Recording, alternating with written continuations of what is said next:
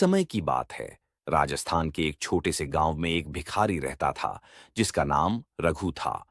उसकी उम्र लगभग 60 वर्ष थी और वह गांव के मंदिर के बाहर बैठकर भीख मांगता था।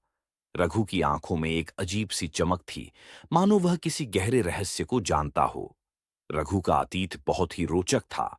एक समय वह एक समृद्ध व्यापारी था जिसका व्यापार दूर दूर तक फैला हुआ था।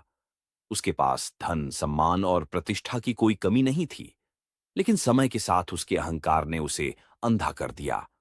वह गरीबों का अपमान करता, दान पुण्य से दूर रहता और अपने कर्मचारियों के साथ कठोर व्यवहार करता। एक दिन उसके व्यापार में भारी नुकसान हुआ। उसकी संपत्ति धीरे धीरे खत्म होने लगी। उसके मित्र और संबंधी भी उसे छोड़ने लगे।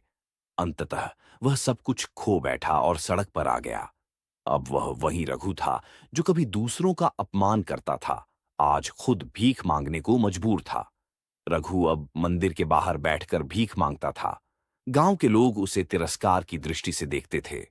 कुछ लोग उसे अपशब्द कहते तो कुछ उसे अनदेखा कर चले जाते। लेकिन रघु कभी किसी को बुरा नहीं कहता। वह हमेशा मुस्कुराकर कहता, भगवान तुम्हारा भला करे।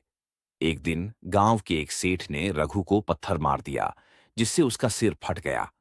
रघु ने फिर भी कहा, भगवान तुम्हारे पापों को माफ करे। ये सुनकर सेठ हैरान रह गया और रघु का पीछा करने लगा।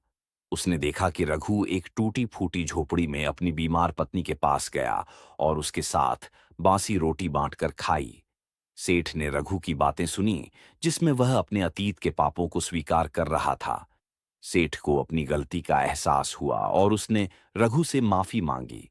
इसके बाद सेठ ने रघु को अपनी दुकान में काम करने का प्रस्ताव दिया। रघु ने मेहनत और ईमानदारी से काम किया और धीरे धीरे अपनी स्थिति सुधार ली। कुछ वर्षों बाद रघु ने अपनी छोटी सी दुकान खोल ली और गांव के लोगों की मदद करने लगा।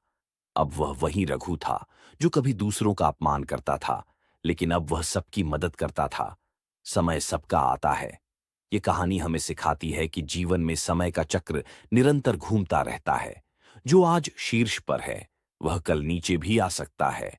इसलिए हमें अपने कर्मों पर ध्यान देना चाहिए और दूसरों के साथ सहानुभूति और सम्मान से पेश आना चाहिए।